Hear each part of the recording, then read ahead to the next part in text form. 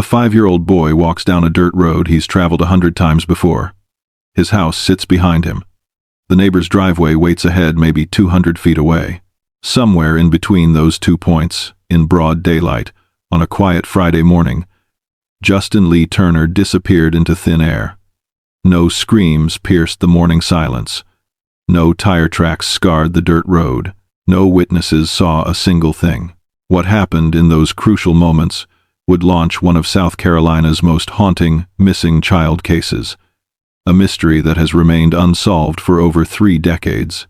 This is the story of a little boy who vanished between breakfast and the school bus, leaving behind only questions, theories, and a family forever searching for answers. But before we uncover what happened that March morning, I need your help getting Justin's story out there. Right now, pause for just 2 seconds and hit that like button. That simple action pushes this case to thousands more people who might have information, who might remember something, who might finally help bring answers to Justin's family. And if you're new to Untold Case Desk, hit subscribe and turn on all notifications. We investigate the cases that time forgot, the children who deserve to be remembered, and the families still waiting for justice. Your support keeps these investigations alive. Now, let's dive deep into what really happened to Justin Turner. March 3, 1989. Berkeley County, South Carolina. The morning started like any other Friday morning in the Turner household. 5-year-old Justin Lee Turner woke up in his modest home near Monk's Corner, a small rural community where everybody knew everybody, where children played outside until the streetlights came on, and where parents rarely worried about strangers because there simply weren't any strangers around. This was the kind of place where people left their doors unlocked, where neighbors looked out for each other's kids, where the biggest concern on most days was whether it might rain before you got your laundry off the line. It was small-town America in its purest form, the kind of place where tragedy wasn't supposed to happen. Justin lived with his biological father, Victor Turner, and his stepmother, Pamela Turner.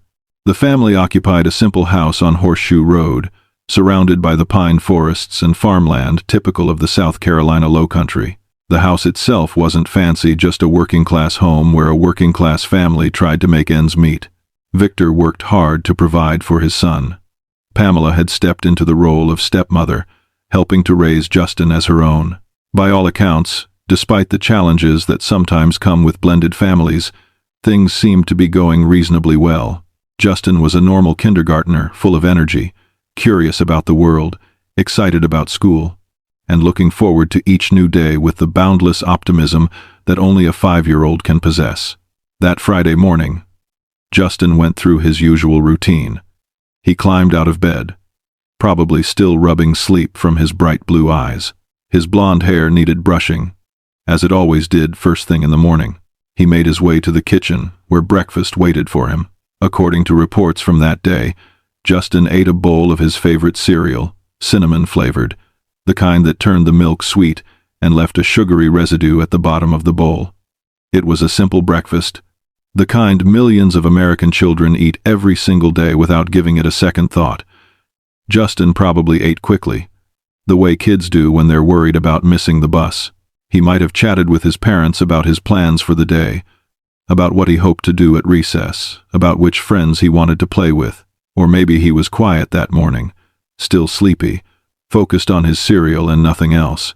We'll never know the details of those final moments in his home, those last conversations he had with his family, those last ordinary minutes before everything changed forever. After breakfast, Justin got ready for school. He brushed his teeth, got dressed in whatever clothes had been laid out for him, probably grabbed his backpack if kindergartners carried backpacks back then, and prepared to head out the door. The walk to the bus stop wasn't far. This wasn't like suburban neighborhoods where buses stop at every single house. In rural areas like Berkeley County, children often had to walk a little distance to a central meeting point where the bus would pick up several kids at once. For Justin, that meeting point was at a neighbor's house down Horseshoe Road. The distance between his front door and that neighbor's driveway was short witnesses, and investigators later estimated it at somewhere around 200 feet, maybe less. It was the kind of walk that should have taken a 5-year-old, maybe 2 or 3 minutes at most. The road was dirt, not paved, The kind of rural lane where you might see more tractors than cars on any given day. It wasn't a busy road. It wasn't dangerous. There was no reason to think Justin couldn't make that short walk safely. Justin had made this walk dozens of times before. Every school day. The same routine. Out the front door, down the porch steps, onto the dirt road, past the trees and the brush that lined both sides, straight to the neighbor's driveway. Sometimes other children would be walking at the same time, making their way from their own homes to the same bus stop. Sometimes Justin would walk alone, but never worried, never scared, because this was his neighborhood, his street, his safe space. His parents could practically see the neighbor's house from their own property. They had no reason to walk him there every single day. 5-year-olds in rural South Carolina in 1989 had a kind of freedom that seems almost unimaginable today. They walked to bus stops alone. They played in the woods, unsupervised. They rode their bikes down dirt roads without helmets. It wasn't neglect, it was just the culture of the time and place. Nobody thought twice about it because nothing bad ever happened in places like this. Except that Friday morning, something bad did happen. Justin left his house and started walking toward the bus stop. His parents presumably watched him head out, just like they did every other school day. Maybe they called out a reminder to have a good day at school. Maybe they told him they loved him. Maybe they reminded him to listen to his teacher. Or maybe they said nothing at all, because this was just another normal morning and there would be 1,000 more mornings just like it. Except there wouldn't be. This was the last time Victor and Pamela Turner would see Justin walk out their front door. This was the last moment of normalcy before their lives were torn apart forever. Justin made it partway down that dirt road. We don't know how far. Maybe he made it halfway. Maybe he was almost to the neighbor's driveway when something happened. Maybe he'd barely left his own property. The truth is, nobody saw him after he left his house that morning. Not a single witness came forward to say they'd seen Justin walking down Horseshoe Road. Not a single neighbor glanced out their window at the right moment to catch a glimpse of the blonde-headed kindergartner making his way to the bus stop. In a matter of minutes, maybe even seconds, Justin Lee Turner vanished from that quiet dirt road without a trace. The school bus arrived at the neighbor's driveway at its usual time that morning. The driver opened the doors and waited for the local children to climb aboard. Several kids were there, including Justin's best friend, a boy who lived nearby and rode the bus with Justin every single day. But that morning, Justin wasn't there. The bus driver waited a moment, scanning the area to see if maybe Justin was running late, if maybe he was about to come sprinting down the road at the last second. Backpack bouncing, but no little blonde boy appeared. After a reasonable wait, the driver closed the doors and continued on the route. It wasn't unusual for a child to miss the bus occasionally. Kids got sick. Family emergencies came up. Parents sometimes kept kids home without calling the school first. The bus driver had no reason to be alarmed. As far as anyone knew at that moment, Justin was probably home with a stomach bug or a cold. The yellow school bus rolled on toward Whitesville Elementary School, carrying its load of children from the rural communities around Monk's Corner. The kids chatted and played and did all the things children do on school buses. Justin's best friend, the neighbor boy who always sat with him, noticed Justin's absence, but didn't think much of it. He figured Justin must be sick. That was the logical explanation. That was what made sense. There was no reason to imagine anything sinister or frightening had occurred. This was 1989, before missing children's faces appeared on milk cartons in every grocery store, before Amber Alerts existed, before stranger danger was drilled into every child's head from the moment they could understand words. These kids were innocent.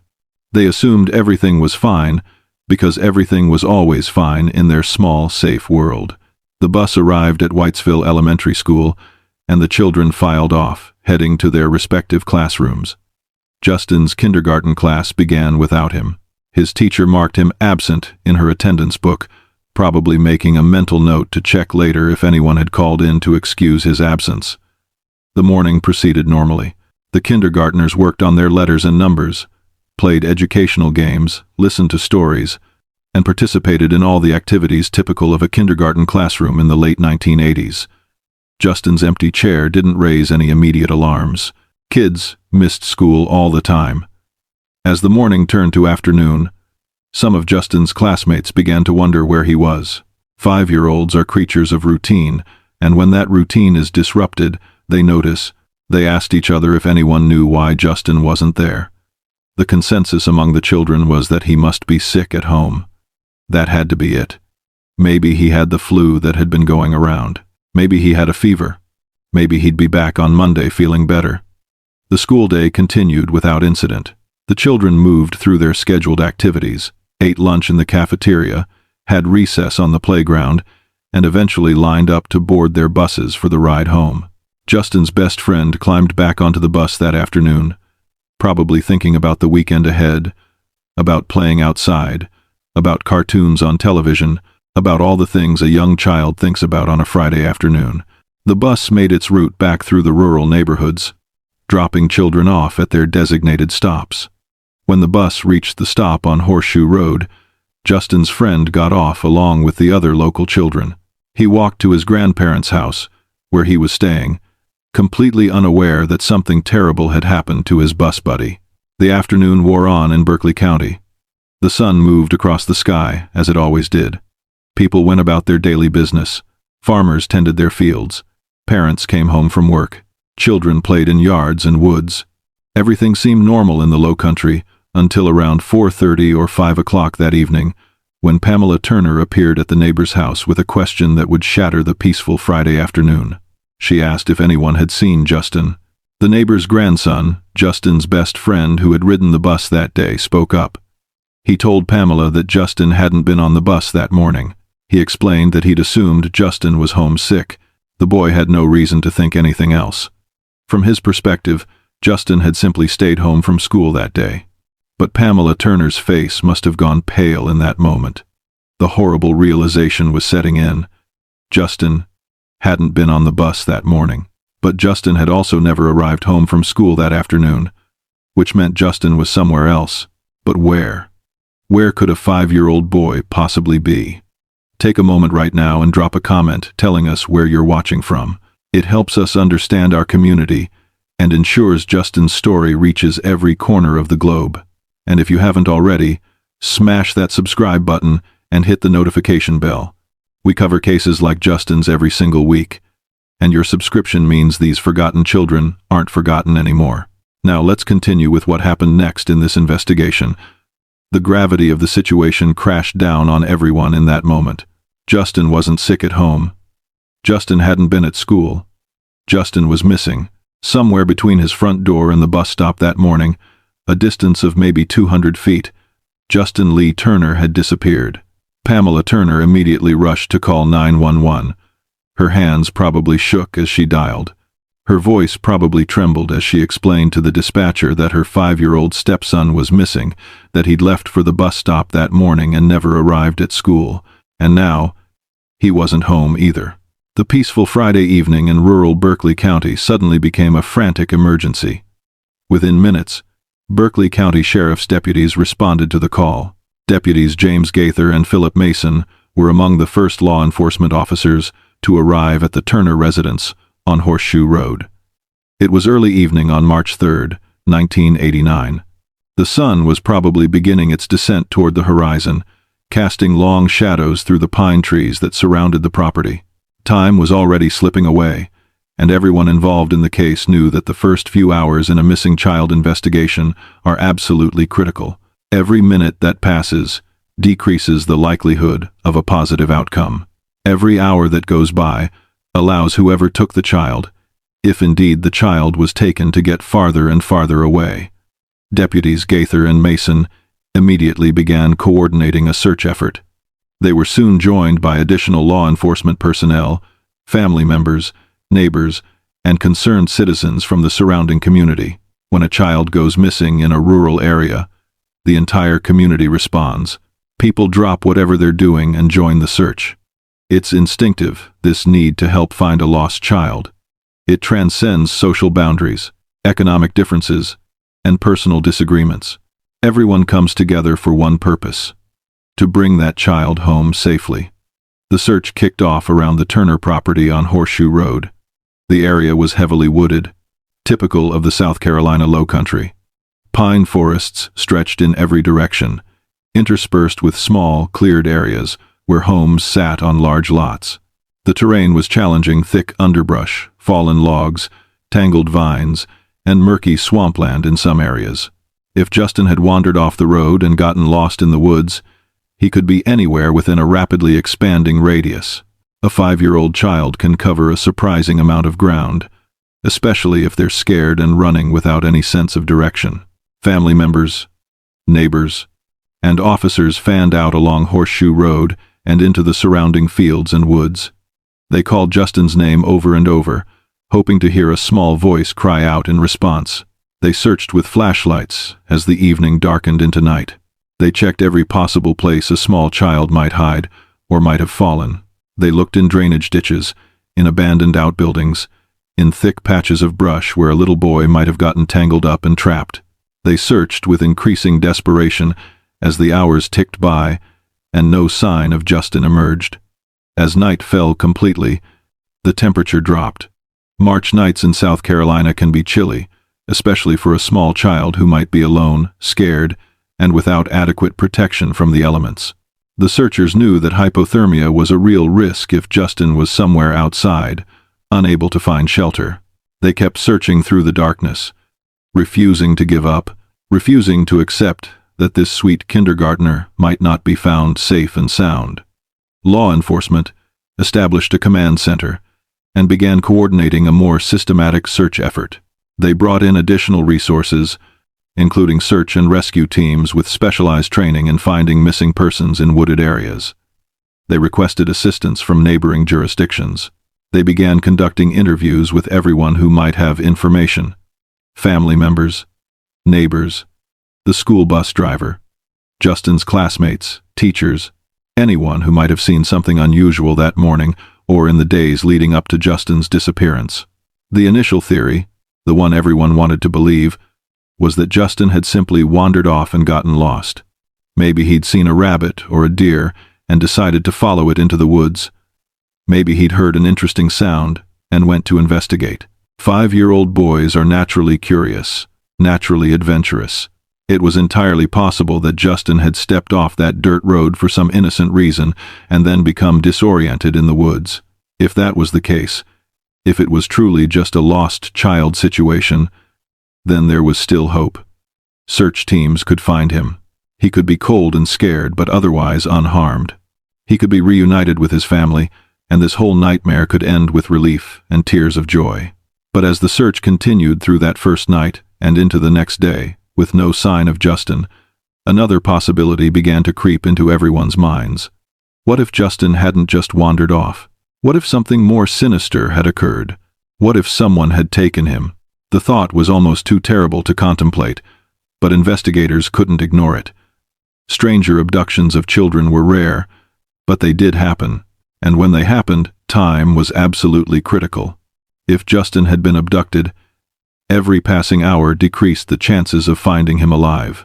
The investigation had to proceed on multiple fronts simultaneously, continuing the physical search of the area while also pursuing investigative leads that might point to an abduction. Investigators began looking at the case through this darker lens. They examined the Turner family more closely, not because they necessarily suspected family involvement, but because statistics show that when a child goes missing, family members are often involved either directly or indirectly. They interviewed Victor Turner and Pamela Turner extensively, asking detailed questions about the morning of Justin's disappearance, about the family's routines, about any problems or conflicts in the home, about anyone who might have had access to Justin or might have wished the family harm. Victor Turner was Justin's biological father. He was working class, trying to provide for his son in a difficult economic environment. The investigators asked him to account for his time that morning. Where was he when Justin left for the bus stop? What was he doing? Did he watch Justin walk down the road? When did he last see his son?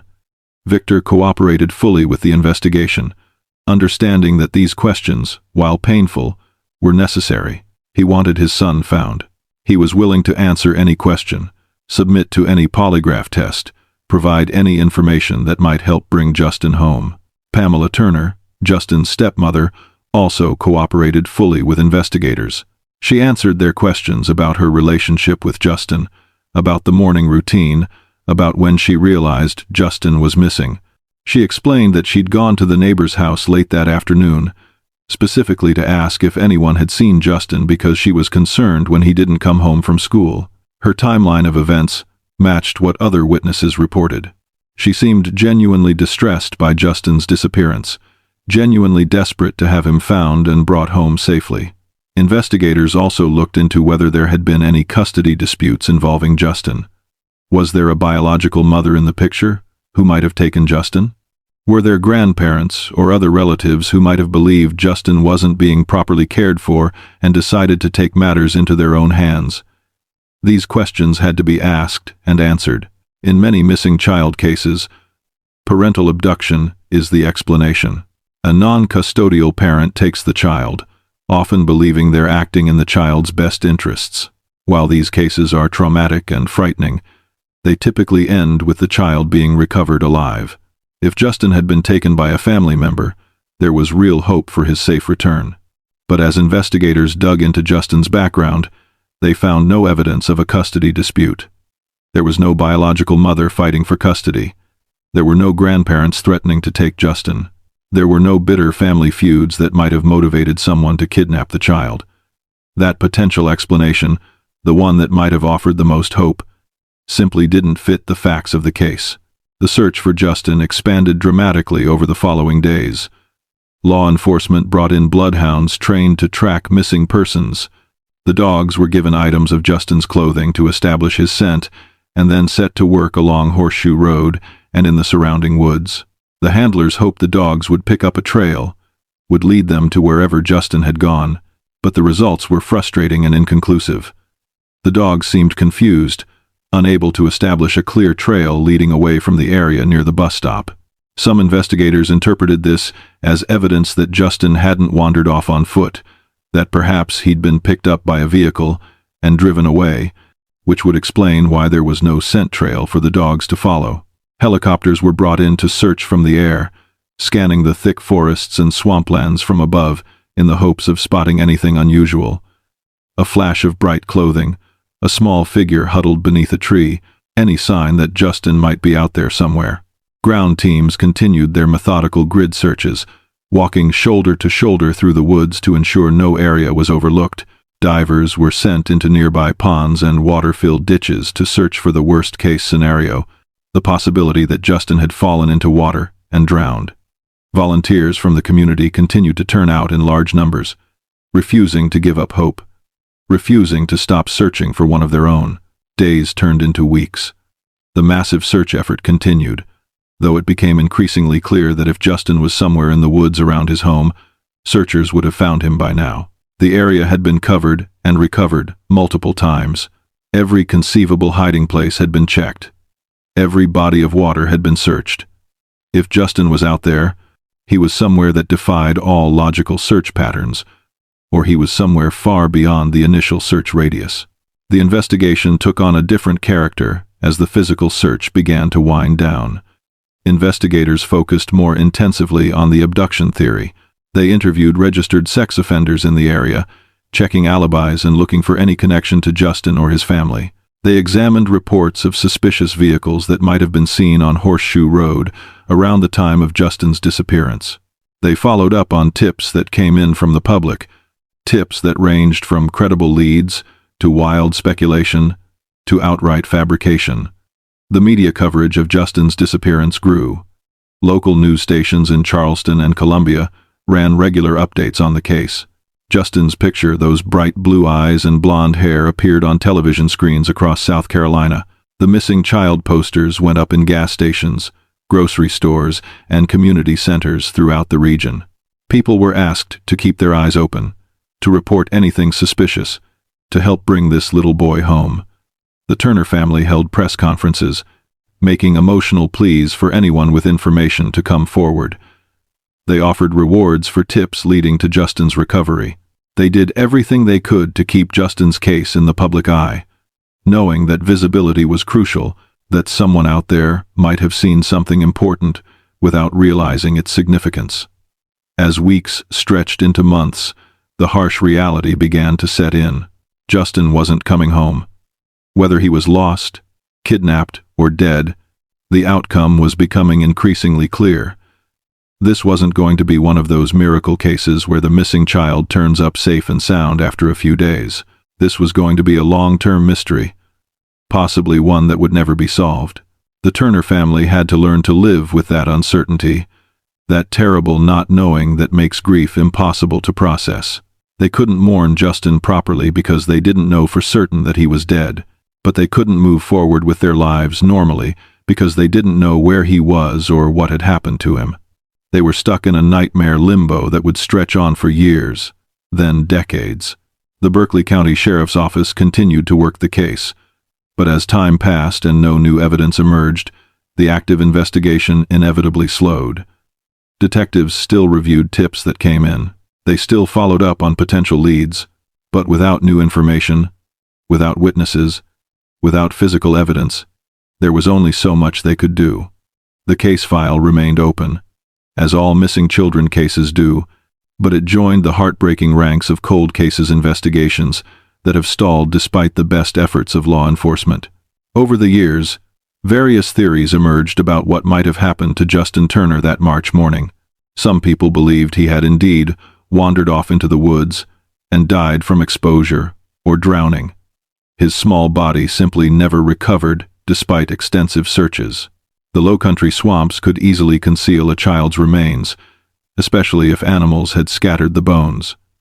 It was possible, even likely, that Justin's body was somewhere within a few miles of his home, hidden in some depression in the land or submerged in some murky pond that had been searched, but where the body simply wasn't visible. Others believed Justin had been abducted by a stranger, perhaps someone who had been watching the area and knew a child walked alone to the bus stop each morning. This theory suggested a predator who had planned the abduction, who had seized an opportunity when it presented itself that Friday morning. If this was what happened, Justin's fate was almost certainly grim. Stranger abductions of children typically end in murder within the first few hours. The statistics are stark and horrifying. A child taken by a stranger is unlikely to survive even 24 hours. If Justin had been kidnapped by a predator on March 3, 1989, he was almost certainly killed that same day, and his body disposed of in a location far from where he was taken. Some theorists suggested that someone known to the family might have been responsible for Justin's disappearance. Perhaps someone with access to the house, someone Justin would have willingly approached or gotten into a car with, someone who wouldn't have seemed like a stranger or a threat. This theory opened up uncomfortable possibilities about people in Justin's life, about trust being betrayed, about evil hiding behind familiar faces. But despite extensive investigation into everyone connected to the Turner family, law enforcement never identified a suspect who fit this profile. No evidence emerged linking any family member, friend, neighbor, or acquaintance to Justin's disappearance. Another theory that gained some traction over the years involved the possibility of human trafficking. While this theory might seem far-fetched, the reality is that children are kidnapped for trafficking purposes. A small, blonde-haired, blue-eyed boy might have been targeted specifically because of his appearance. He could have been taken to be sold, either domestically or internationally. If this was Justin's fate, he might still be alive somewhere, though living under a different identity with no memory of his real family or his real name. This theory offers a glimmer of hope, the possibility that Justin might somehow be found decades later and reunited with his biological family. But it's a slim hope, and one that requires believing in a scenario with very little supporting evidence. I want to hear from you right now in the comments. What do you think happened to Justin Turner? Do you believe he wandered off and died in the woods? Do you think a stranger abducted him? Do you have another theory? Share your thoughts below, and let's keep this conversation going. And if you're finding value in this investigation, hit that like button again. Every like helps push Justin's story to new viewers who might have the one piece of information that finally cracks this case wide open. Now let's look at how this case has impacted the community and the family over the past 3 decades. The disappearance of Justin Lee Turner left deep scars on the community of Berkeley County. The rural neighborhoods around Monk's Corner and Cross lost their innocence that day. Parents who had always felt comfortable letting their children walk to bus stops alone suddenly became hypervigilant. Kids who had roamed freely through the woods and fields found themselves under constant supervision. The sense of safety that had defined life in that area evaporated overnight. People installed locks on doors that had never been locked. They started watching strangers with suspicion. They warned their children about talking to people they didn't know. The communal trust that had characterized the area fractured. For the Turner family, the impact was even more devastating.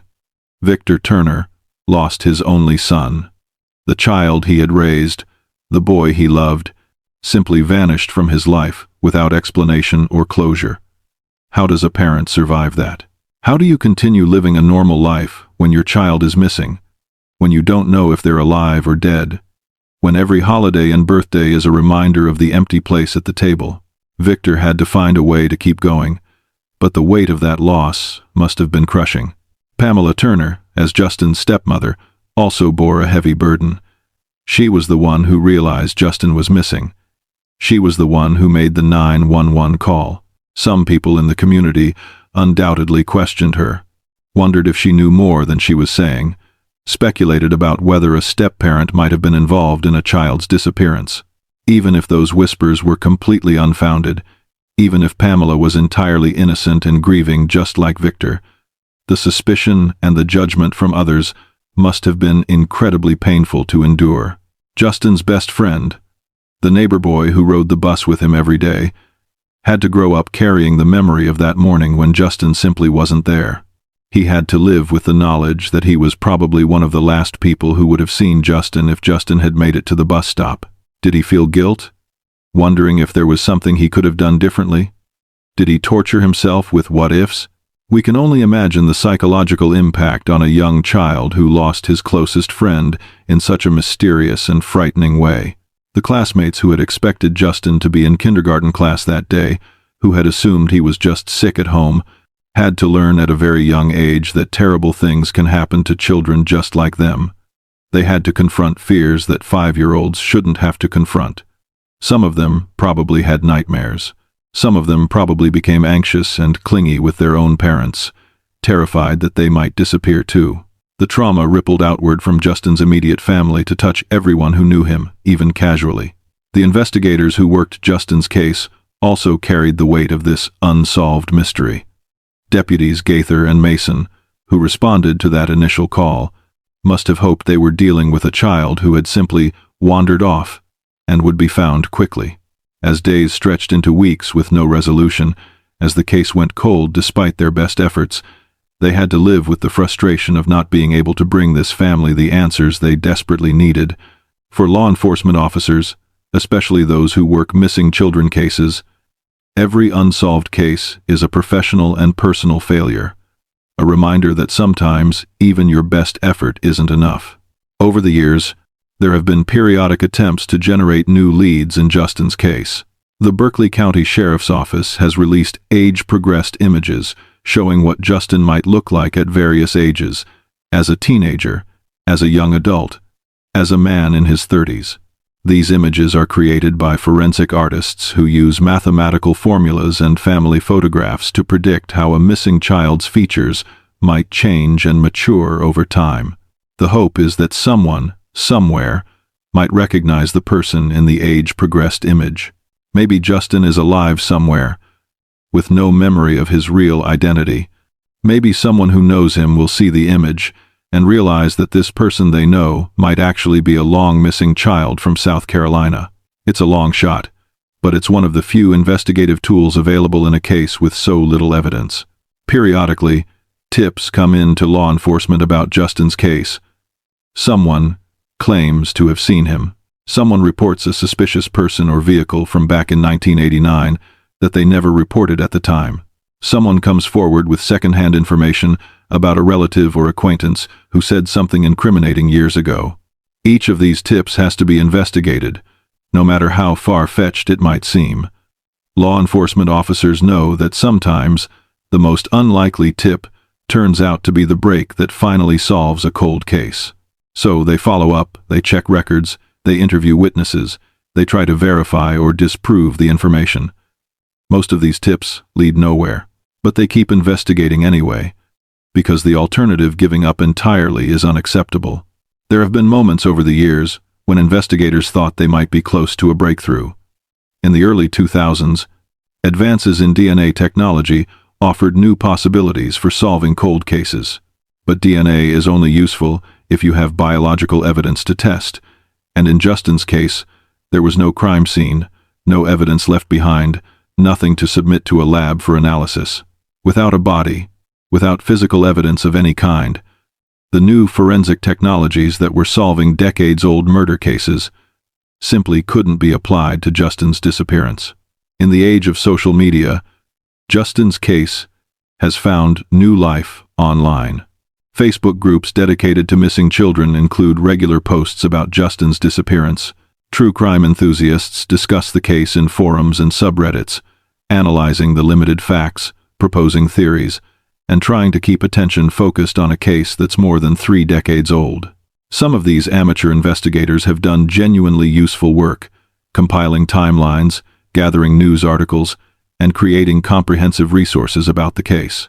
Others have spread misinformation and wild speculation that has probably done more harm than good. But the overall effect of internet attention on cold cases has generally been positive. Cases that might have been completely forgotten now remain in the public consciousness, giving them a chance of being solved if new information emerges. Advances in geographic profiling and criminal psychology have also been applied to Justin's case in recent years. Experts have looked at the location where he disappeared, the characteristics of the crime, and the circumstances surrounding his vanishing, trying to develop a profile of who might have been responsible if this was indeed an abduction.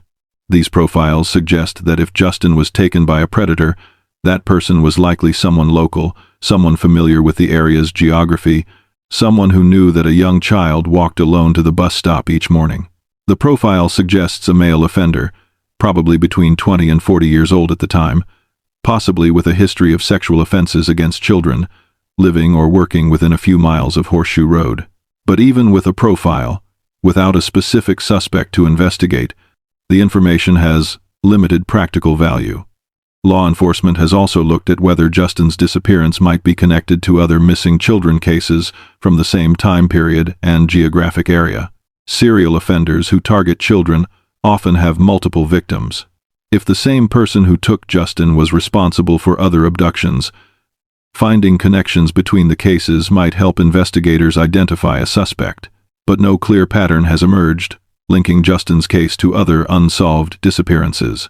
Each missing child case has its own unique characteristics, and none of them seem to be obviously connected to what happened on Horseshoe Road that March morning. The National Center for Missing and Exploited Children maintains an active case file on Justin Turner. His information is in their database, available to law enforcement agencies across the country. His poster has been distributed to truck stops, rest areas, and other locations where travelers might see it. The hope is that someone, somewhere, will recognize something and come forward with information. It's a passive investigative strategy, but when active leads have been exhausted, passive strategies are sometimes all that's left. Justin's case has also been featured on various true crime television programs over the years. These shows reach audiences numbering in the millions, exposing Justin's story to people who might never have heard of him otherwise. Sometimes these television features generate new tips and leads.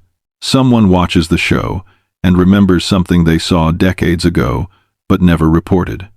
Someone recognizes a detail that connects to something they know. These shows serve a valuable function in keeping cold cases alive in the public memory, ensuring that cases like Justin's don't simply fade away into forgotten history. The question that haunts everyone involved in this case is simple. What happened to Justin Lee Turner? Where did he go in those few minutes between leaving his house and disappearing from Horseshoe Road? The most likely scenarios have all been investigated extensively without producing any definitive answers. If Justin wandered into the woods and died from exposure or drowning, why wasn't his body found? Hundreds of searchers combed those woods. Trained search and rescue teams with dogs covered every inch of terrain. Bodies are usually found in cases like this, especially when the search begins immediately and is conducted by experienced professionals. But Justin's body has never been recovered. Does that mean he's not in those woods? Or does it simply mean that the low-country swamps and forests are vast enough and wild enough to hide a small child's remains indefinitely? If Justin was abducted by a stranger, who was that stranger? And why has there never been any evidence of their involvement? Stranger abductions usually leave some trace. Witnesses see a vehicle. Someone notices a person acting suspiciously. Physical evidence is left at the scene. But in Justin's case, there's nothing. No witnesses saw anything unusual. No vehicles were reported on Horseshoe Road that morning. No physical evidence was ever recovered. How does someone abduct a 5-year-old child from a dirt road in broad daylight without leaving a single trace? It's possible, certainly. But it requires either extraordinary luck on the part of the abductor or extraordinary planning. And if the abduction was planned, that suggests someone who had been watching Justin, someone who knew his routine, someone who had selected him specifically as a target. But who? And why has that person never been identified, despite extensive investigation? If someone known to Justin was responsible for his disappearance, why hasn't there been any break in the case after all these years? People who commit crimes, especially crimes against children, often can't keep the secret forever. They tell someone. They confess to a friend or family member. They get caught committing another crime and admit to previous offenses. But in Justin's case, no confession has ever emerged. No deathbed admission has pointed investigators toward a suspect. No jailhouse informant has come forward with information about someone bragging about abducting a child from South Carolina. The silence is absolute. The frustrating reality is that some cases simply don't get solved. Despite the best efforts of law enforcement, despite advances in technology, despite public attention and media coverage, some mysteries remain mysteries forever.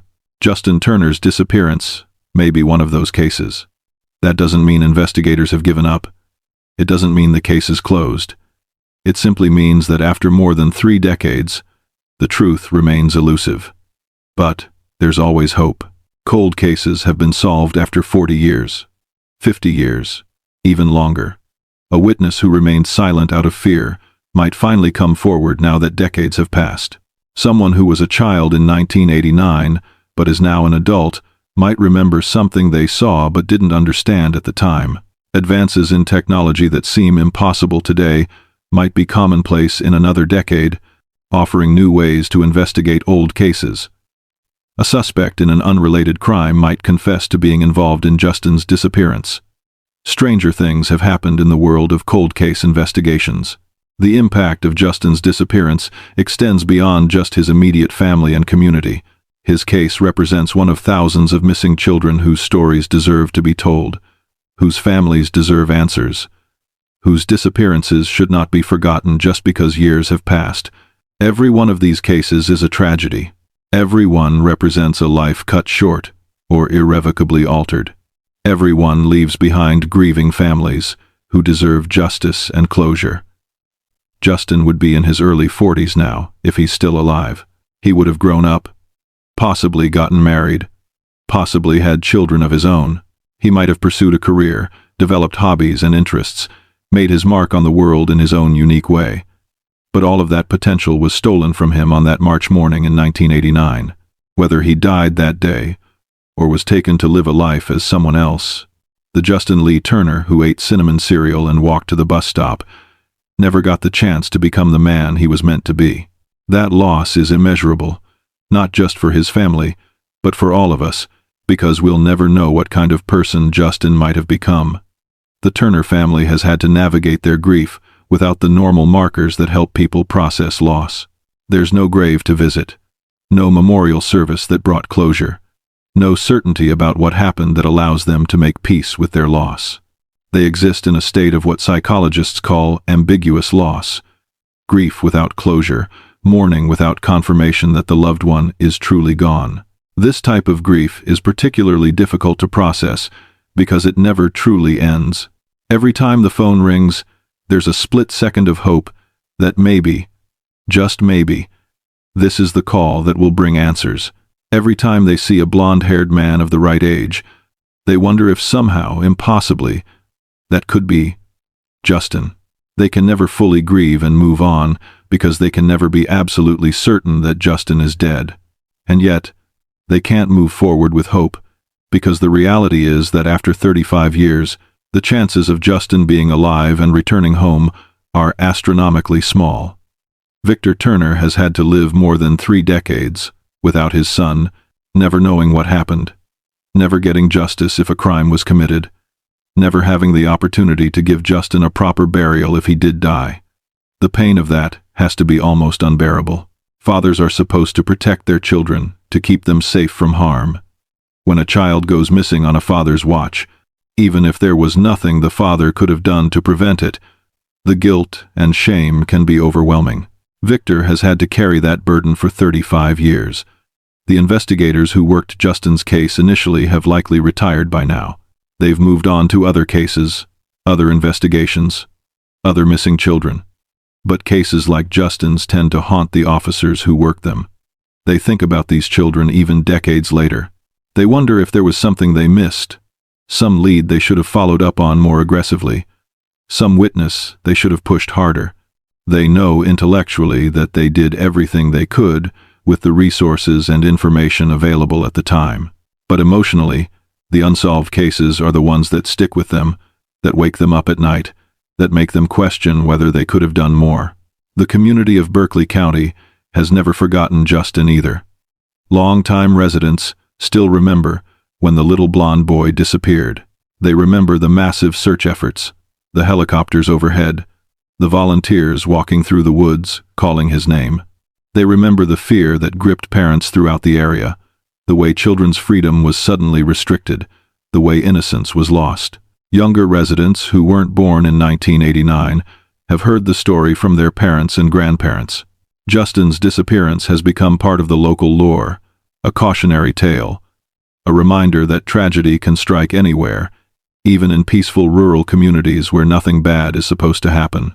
Schools in the area use Justin's case as a teaching tool, educating children about stranger danger and the importance of never going anywhere with someone they don't know, even if that person seems nice or asks for help.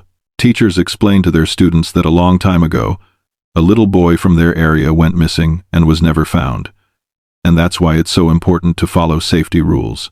The children don't need to know all the details, but they need to understand that the danger is real, that the rules exist for a reason, that their parents' cautions aren't just paranoid overreaction, but are based on real tragedies that have happened to real children.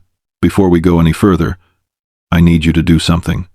If you've been watching this video and you haven't subscribed yet, what are you waiting for? Hit that subscribe button right now and turn on all notifications. We bring you deep dives into cases like Justin's every single week, cases that need attention, cases that deserve to be solved. Your subscription helps us continue this work. And drop a comment right now telling us what you think happened to Justin Turner. Was it a stranger abduction? Did he get lost in the woods? Do you have another theory? The comment section is where we build community around these cases, where we share ideas and keep the conversation alive. So comment now, and let's figure this out together. The sad reality is that Justin's case is not unique. Hundreds of children disappear in the United States every year under suspicious circumstances. Some of them are eventually found, either alive or deceased. But many of them, like Justin, simply vanish without a trace, leaving behind families desperate for answers and communities shaken by the realization that children are not always safe, even in their own neighborhoods. These cases represent a national tragedy, an ongoing crisis that deserves more attention and resources than it typically receives. The National Center for Missing and Exploited Children estimates that hundreds of thousands of children are reported missing every year in the United States. Most of these cases are runaways who return home within a few days, or parental abductions in custody disputes, where the child is with a parent and is generally safe, even if the situation is illegal. but a smaller number of cases involve what law enforcement calls stranger abductions, cases where a child is taken by someone unknown to the family, usually for criminal purposes. These are the cases that terrify parents the most, the cases that make headlines, the cases that often end in tragedy. Justin's disappearance appears to fall into this category, though without more evidence, it's impossible to say for certain. What makes cases like Justin's so difficult to solve is the lack of physical evidence and witnesses. In a typical crime, there's a scene that can be processed for fingerprints, DNA, fibers, and other forensic evidence. There are usually witnesses who saw something, even if they don't realize the significance of what they saw at the time. There are surveillance cameras, cell phone records, digital footprints that can be traced, but in 1989, none of these modern investigative tools existed or were widely available. There were no security cameras on rural roads. There were no cell phones that could be tracked. There was no DNA database to compare evidence against. Investigators had to rely on traditional police work, interviewing witnesses, following leads, hoping for a break. Even in cases where children are abducted in broad daylight from public places, witnesses often fail to recognize what they're seeing. A child getting into a car with an adult doesn't necessarily look suspicious, especially if the child isn't obviously struggling or crying out. People assume the adult is the child's parent. They assume everything is fine because we're conditioned to assume everything is fine unless there's clear evidence to the contrary. Someone could have driven down Horseshoe Road that morning, seen Justin walking alone, stopped to offer him a ride, and taken him, all without arousing any suspicion from neighbors who might have glanced out their windows at that moment. It would have taken seconds. Justin probably would have trusted an adult who seemed friendly, who maybe said they knew his parents, who maybe told him his mom sent them to pick him up. 5-year-olds are trusting. That's one of the things that makes them vulnerable. Over the years, investigators have looked at whether there might be connections between Justin's case and other crimes in South Carolina and surrounding states. They've examined cases of child sexual abuse to see if any offenders had connections to Berkeley County or to the Turner family. They've looked at registered sex offenders who were living in the area in 1989. They've investigated traveling workers who might have been passing through the area at the time. They've considered every possible angle, every potential lead, but nothing has produced the breakthrough they need. One of the challenges in investigating cold cases is that memories fade over time. Witnesses who might have seen something important in 1989 have forgotten details by now. The neighbor who might have glanced out the window at just the right moment to see a vehicle on Horseshoe Road can no longer remember whether that was the day Justin disappeared or some other day entirely. The person who might have noticed someone acting suspiciously in the area has long since forgotten the incident because, at the time, it didn't seem significant. Time erodes evidence in ways that go beyond just physical degradation. It erodes memory, and in cases with no physical evidence, memory is often all investigators have to work with. Another challenge is that people move, and communities change. Someone who lived on Horseshoe Road in 1989 and might have seen something important could now be living anywhere in the country or even internationally. Trying to track down and interview everyone who was in the area at the time becomes increasingly difficult as decades pass. People die, taking their potential knowledge to the grave. Records are lost or destroyed. The pool of potential witnesses shrinks year by year. Despite all these challenges, the Berkeley County Sheriff's Office maintains that Justin's case remains active and that they welcome any information the public might have. They emphasize that even small details that might not seem important could be crucial to solving the case. Someone who drove down Horseshoe Road that morning and saw a vehicle parked on the side of the road might not have thought anything of it at the time, but that information could be vital now. Someone who knew a person who acted strangely around that time, who maybe moved away suddenly shortly after Justin's disappearance, should report that information, even if they're not sure it's relevant. Investigators would rather sift through hundreds of tips that lead nowhere than miss the one tip that could solve the case. The Turner family has never given up hope that Justin's case will someday be solved. They've participated in media interviews over the years, always willing to keep Justin's story in the public eye. They've worked with organizations dedicated to finding missing children. They've never stopped advocating for Justin, never stopped believing that someone out there knows what happened to him. That persistence is both admirable and heartbreaking.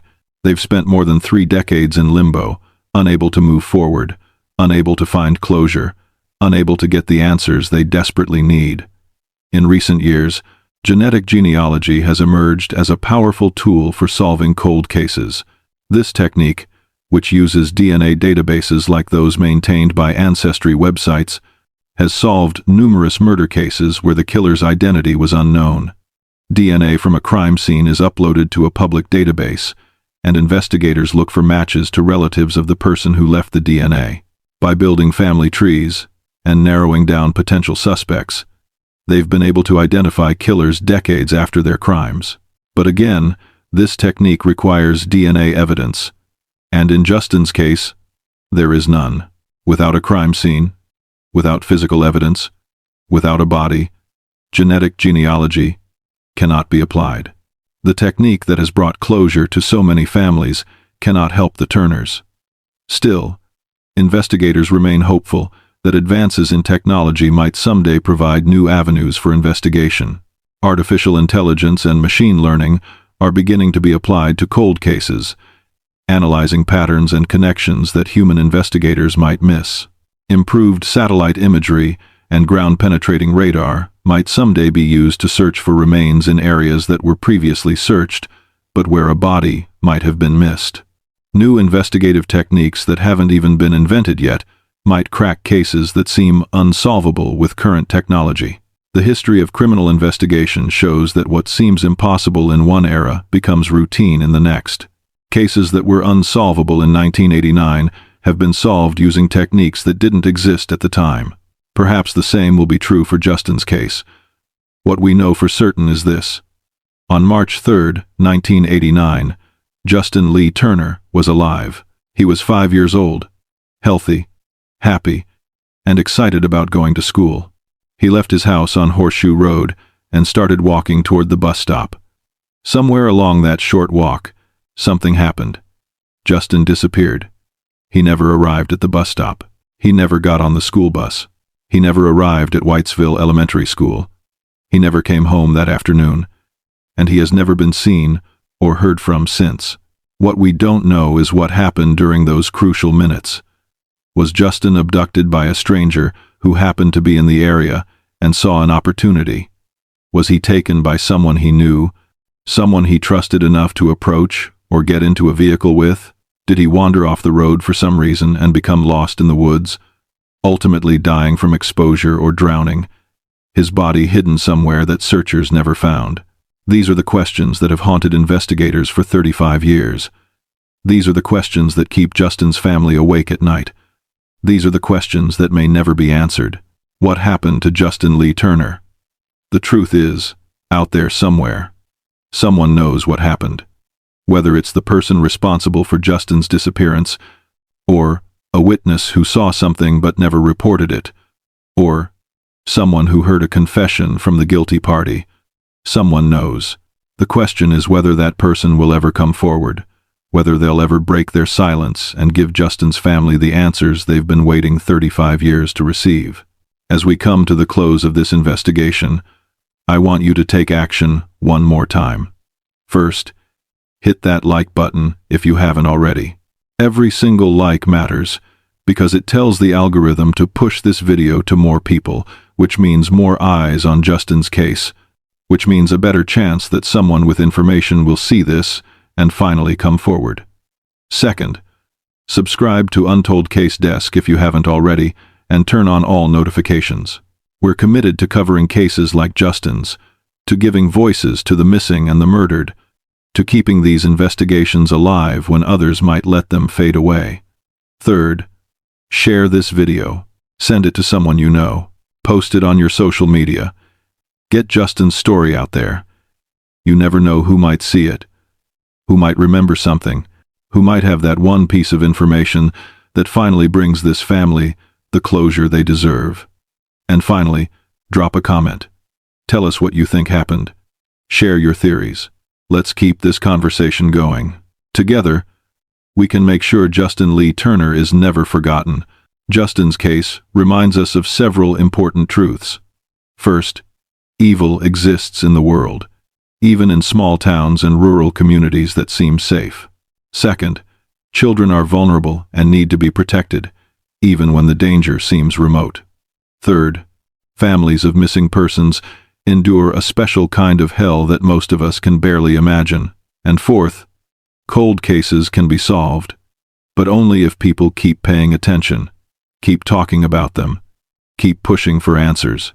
If you have any information about the disappearance of Justin Lee Turner, no matter how insignificant it might seem, please contact the Berkeley County Sheriff's Office in South Carolina.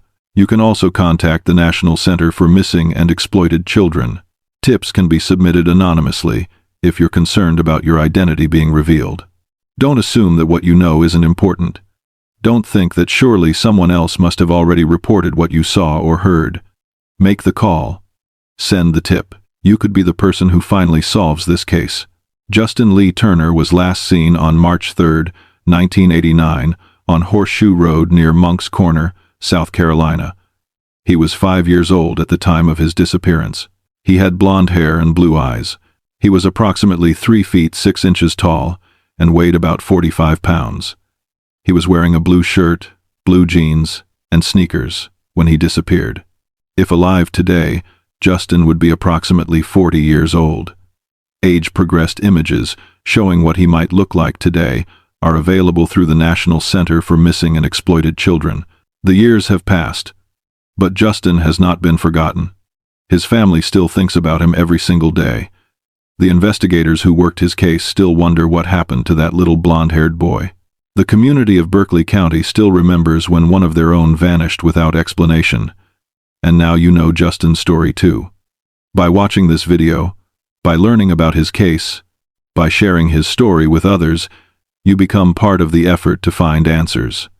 You become part of keeping Justin's memory alive. You become part of the community that refuses to let his case be forgotten, that refuses to give up on finding the truth, that refuses to accept that some mysteries can never be solved. Every missing child deserves to be remembered. Every unsolved case deserves attention. Every family waiting for answers deserves our support and our efforts to help them find the truth. Justin Lee Turner is one of thousands of missing children whose cases remain unsolved. His story is unique in its details, but it's part of a larger tragedy, a national crisis that affects communities across the country. By paying attention to cases like Justin's, by supporting organizations that search for missing children, by advocating for better resources for law enforcement to investigate these cases, we can all play a part in addressing this crisis. The investigation into Justin's disappearance continues. Though decades have passed, the case file remains open. New tips are still investigated. The search for answers has never officially ended. And it won't end until Justin is found, until the truth is finally uncovered, until his family finally gets the closure they've been seeking for more than 3 decades. So, what really happened to Justin Lee Turner? What occurred during those few minutes on Horseshoe Road that March morning? Where did he go? Is he buried somewhere in the South Carolina low country, his remains waiting to be discovered? Was he taken far away and killed, his body disposed of in a location that has no obvious connection to his disappearance? Could he possibly still be alive somewhere, living under a different name with no knowledge of who he really is? These questions have haunted everyone connected to this case for 35 years, and they may continue to haunt us for many more years to come. But we cannot give up. We cannot forget. We cannot let Justin's story fade into obscurity, because somewhere out there, the truth exists. Someone knows what happened. And until that truth comes to light, until that person breaks their silence, until Justin is found and his family finally gets answers, we must keep talking about this case. We must keep searching. We must keep hoping that one day, somehow, the mystery of what happened to Justin Lee Turner will finally be solved. The disappearance of a child is every parent's worst nightmare. The idea that your son or daughter could simply vanish, could be there one moment and gone the next, is almost too horrific to contemplate. Yet it happens. It happened to Justin Turner. It has happened to thousands of other children. And it could happen again tomorrow, if we're not vigilant, if we don't protect our children, if we don't pay attention to the dangers that exist even in communities that seem perfectly safe. Justin's case should serve as a wake-up call. It should remind us that we cannot take our children's safety for granted. We cannot assume that because we live in a nice neighborhood or a small town that our children are immune to danger. We cannot let our guard down even for a moment, because that's all it takes. One moment, one lapse in attention, one opportunity for someone with evil intentions to strike. Justin's parents thought their son was safe walking 200 feet to a bus stop. They had no reason to think otherwise. But they were wrong, and their son paid the price for that miscalculation. This is not about blaming Justin's parents. They did nothing wrong according to the standards and norms of their time and place. They were not neglectful or irresponsible. They were ordinary parents trying to raise their child in what they believed was a safe environment. They could not have predicted what would happen. They could not have known that danger lurked on that quiet dirt road. The blame for Justin's disappearance lies entirely with whoever took him, not with his family. But Justin's case should still serve as a cautionary tale for all parents. The world can be a dangerous place for children. We must do everything we can to protect them. The investigation into Justin's disappearance represents both the best and the limitations of law enforcement. The Berkeley County Sheriff's Office responded quickly. They organized massive search efforts. They conducted thorough investigations into all possible theories. They used every resource available to them. They did everything they could within the constraints of the technology and techniques available in 1989. But sometimes, even your best effort isn't enough. Sometimes, despite doing everything right, you still can't solve the case. Sometimes, the answers remain frustratingly out of reach. This doesn't mean the investigators failed. It means that some cases are simply extraordinarily difficult to solve. When a child vanishes without witnesses, without physical evidence, without any clear indication of what happened, solving that case requires either a witness coming forward with information or extraordinary luck in stumbling across evidence. Neither of those things has happened in Justin's case. The investigators did their jobs well. They simply didn't have the breaks they needed to crack the case. As forensic science and investigative techniques continue to advance, there's always hope that Justin's case might someday be solved using methods that don't exist yet or weren't available when he disappeared. Cases from the 1960s, 70s, and 80s are being solved today using DNA technology, genetic genealogy, advanced computer analysis, and other techniques that were science fiction when those crimes occurred. Perhaps in another decade, or 2 decades, or 3 decades, new technology will emerge that can finally provide answers in Justin's case. Until then, the investigation continues, the family waits, and the mystery endures. The story of Justin Lee Turner is ultimately a story about loss, about uncertainty, about the terrible not knowing that makes closure impossible. It's a story about a family torn apart by tragedy, about a community that lost its innocence, about a little boy who never got the chance to grow up. It's a story that has no ending yet, no resolution, no final chapter that ties everything together and makes sense of the senseless. It's an ongoing story, one that continues to unfold even today as investigators pursue new leads and the family continues to hope for answers. But it's also a story that needs to be told. Justin deserves to be remembered. His family deserves support. His case deserves attention. By sharing his story, by keeping his case in the public eye, by refusing to let Justin be forgotten, we honor his memory and we give his family hope that someday, somehow, the truth will finally emerge. We've reached the end of this investigation, but Justin's story continues. The search for answers goes on, and it will continue until the day when someone finally breaks their silence, when the truth finally comes to light, when justice is finally served, and when Justin Lee Turner can finally rest in peace. Thank you for watching this investigation from Untold Case Desk. If this case moved you, if you want to see more investigations like this, make sure you're subscribed with all notifications turned on. Hit that like button one more time to help push this story to even more people. Share this video with everyone you know, and most importantly, if you have any information about Justin's disappearance, contact the Berkeley County Sheriff's Office immediately. Together, we can make a difference. Together, we can help solve cold cases. Together, we can bring answers to families who have waited far too long for the truth. Until next time, keep searching for the truth, keep fighting for justice, and never forget the missing children who still need our help. This is Untold Case Desk, and we'll see you in the next investigation.